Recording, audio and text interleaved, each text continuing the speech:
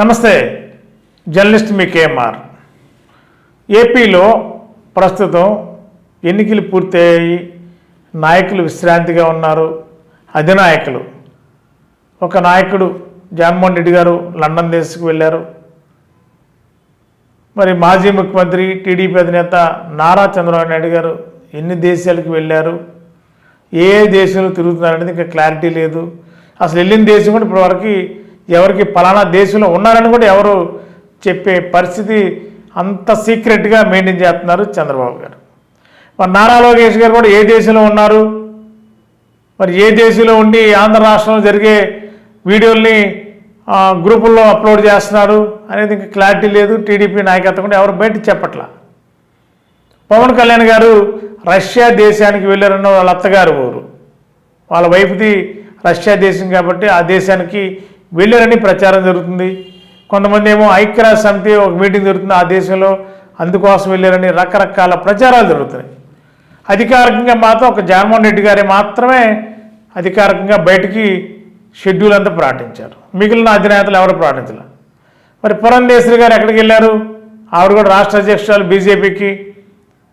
Tamil Nadu వెళ్ళారంటున్నారు, Arunachalam వెళ్ళారంటున్నారు, Orissa state వెళ్ళారంటున్నారు.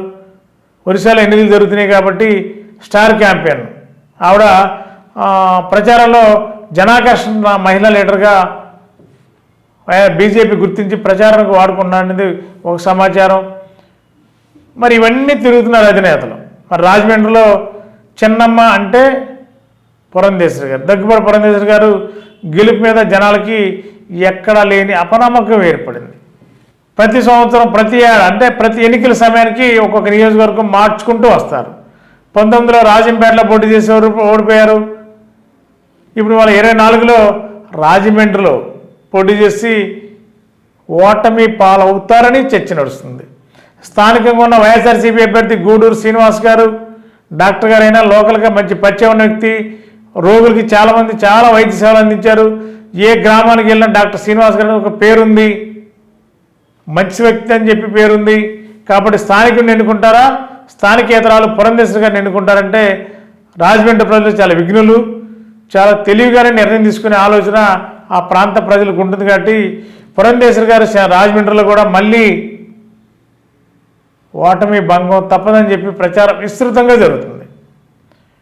మరి ఈ పరిస్థితిలో మరి పురంధేశ్వరి గారి రాజకీయ పరిస్థితి ఏంటంటే కేంద్రంలో బీజేపీ నాయకత్వం కూడా గడ్డు పరిస్థితులు ఎదుర్కొంటుందని, ఇదివరకున్న ఆశించిన స్థాయిలో ఫలితాలు వచ్చే అవకాశం లేదని, ఇండియా కూటమి చాలా స్ట్రాంగ్గా కౌంటర్ చేస్తుందని, అలాంటి పరిస్థితి వస్తే కేంద్రంలో బీజేపీ రాకపోతే పురంధేశ్వరి గారి రాజకీయ భవిష్యత్తు ఏంటి? రాజమండ్రిలో గెలుపు కష్టంగానే ఉందని చెప్పి ప్రచారం జరుగుతుంది. అంత ఈజీ కాదు. కానీ రాజకీయ భవిష్యత్తు ఒక ఓటమి పాలైతే రాజకీయ భవిష్యత్తు ఏంటి? కేంద్రంలో బీజేపీ అధికారంలోకి వచ్చే అవకాశాలు కనపడలేదని అంటున్నారు ఇతర రాష్ట్రాల్లో. మరి ఇన్ని మార్గాలు, ఇన్ని వ్యవహారాలు ఉన్నప్పుడు పురంధేశ్వరి గారు మరి రాజకీయాల్లోనే కొనసాగుతారా? లేదు, బీజేపీలోనే ఓడిపోయినా బీజేపీని పార్టీతో నాయకత్వ లక్షణాలతో ముందుకెళ్తారా?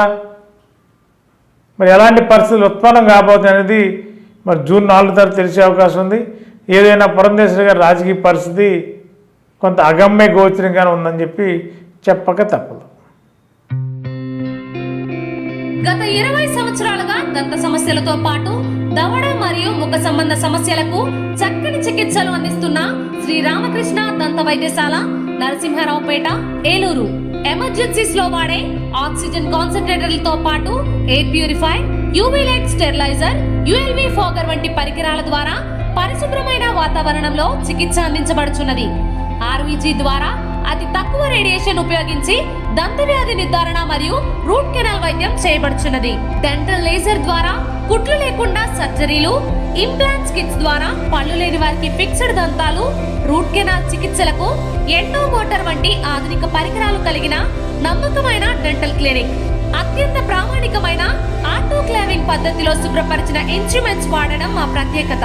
దంత సమస్యలకు చికిత్సతో పాటు విరిగిన దవడ మరియు ముఖ ఎముకలకు చికిత్స, ఎత్తు మరియు వంకర దవడలకు కాస్మెటిక్ సర్జరీ, యాక్సిలో ఫేషియల్ వంటి చికిత్సలకు చిరునామా శ్రీ రామకృష్ణ దంత వైద్యశాల, వేములపల్లి రెసిడెన్సీ అపార్ట్మెంట్, నరసింహారావుపేట, ఏలూరు.